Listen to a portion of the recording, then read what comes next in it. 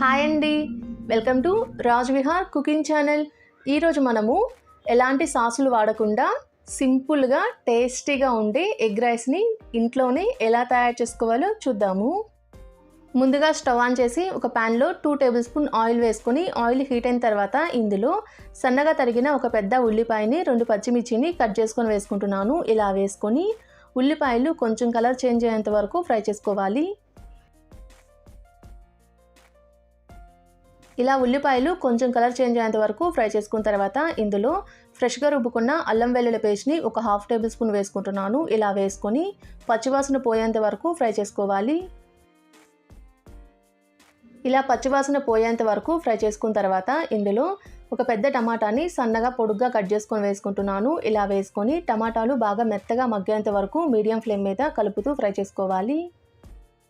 ఇలా టమాటాలు బాగా మెత్తగా మగ్గిన తర్వాత ఇందులో మీ టేస్ట్కి సరిపడినంత సాల్ట్ వేసుకోవాలి. ఇందులోని ఒక 1/2 టేబుల్ స్పూన్ కారం, 1/2 టేబుల్ స్పూన్ పసుపు, ఒక 1/2 టేబుల్ స్పూన్ జీలకర్ర పౌడర్, ఒక 1 టేబుల్ స్పూన్ ధనియాల పౌడర్ వేసుకుంటున్నాను. ఇలా వేసుకొని మనం వేసుకున్న మసాలా మొత్తాన్ని కలుపుతూ 1 నిమిషం పాటు ఫ్రై చేసుకోవాలి.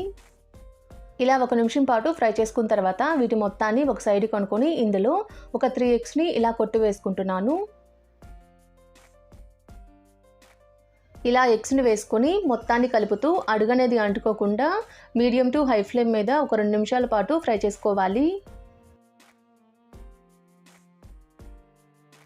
ఇలా ఒక 2 నిమిషాల పాటు ఫ్రై చేసుకున్న తర్వాత ఇందులో ఒక 1/2 టేబుల్ స్పూన్ గరం మసాలా వేసుకుంటున్నాను. ఇలా వేసుకొని మరొక నిమిషం పాటు ఫ్రై చేసుకోవాలి. ఇలా ఫ్రై అయిన తర్వాత ఇందులో 1 కప్పు ఉడికించుకున్న రైస్ వేసుకుంటున్నాను. ఇలా వేసుకొని రైస్ మొత్తం ఎగ్లో కలిసే విధంగా కలుపుకోవాలి.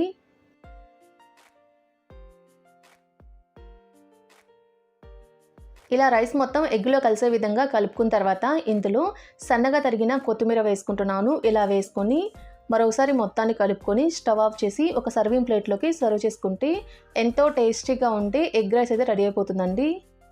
ఎలాంటి సాసులు లేకపోయినా సింపుల్గా టేస్టీగా ఉండే ఎగ్ రైస్ని ఎలా తయారు చేసుకోవాలో చూసారు కదండి.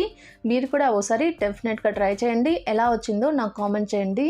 మా వీడియో మీకు నచ్చినట్టయితే మా ఛానల్ని సబ్స్క్రైబ్ చేసుకోండి. Thanks for watching.